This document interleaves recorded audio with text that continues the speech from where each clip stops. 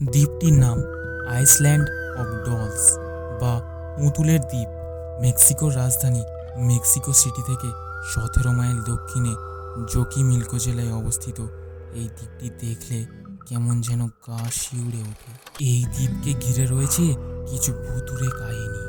আজ থেকে 80 বছর আগের কথা, 3 মেক্সিকান শিশু পুতুলের বিয়ে দিচ্ছিল গাছে ঢাকা শীতল অন্ধকার এই দ্বীপে।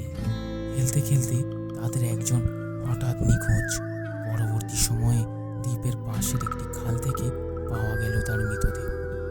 এরপর থেকে ভয়ে কেউ ওই দ্বীপের ত্রিসীমানায়ও যায়নি। এই ঘটনার 30 বছর পরের কথা, 1950 সালের দিকে জুলিয়ান সান্তানা নামের এক ধর্মযাজক নির্জনে তপস্যা করার জন্য দ্বীপটিকে বেছে নেন।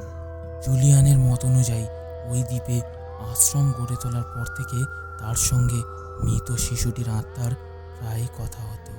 শিশুটির আত্মা তার কাছে পুতুলের বায়না ধরত, তবে যেমন তেমন পুতুল নয়, বিভৎস সব পুতুল চেয়ে বসত সে।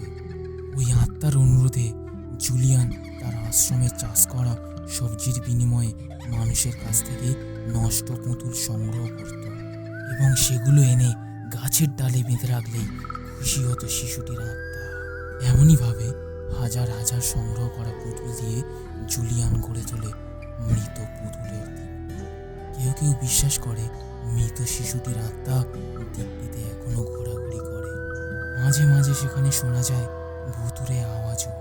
তো সব রহস্যের কারণেই 1990 সালে মেক্সিকান সরকার দ্বীপটিকে ন্যাশনাল হেরিটেজ ঘোষণা করে। কিন্তু পর্যটকরা বোধহয় বৃথায় এইসব পুতুল দেখে রাতে দুঃস্বপ্ন দেখতে চান না। তাই এক এক সময়ে 60 থেকে 70 জনের বেশি পর্যটক কখনো এই দ্বীপে আসেন না। এই দ্বীপের সর্বশেষ রহস্যজনক ঘটনা ঘটে 2001 সালের 21শে এপ্রিল।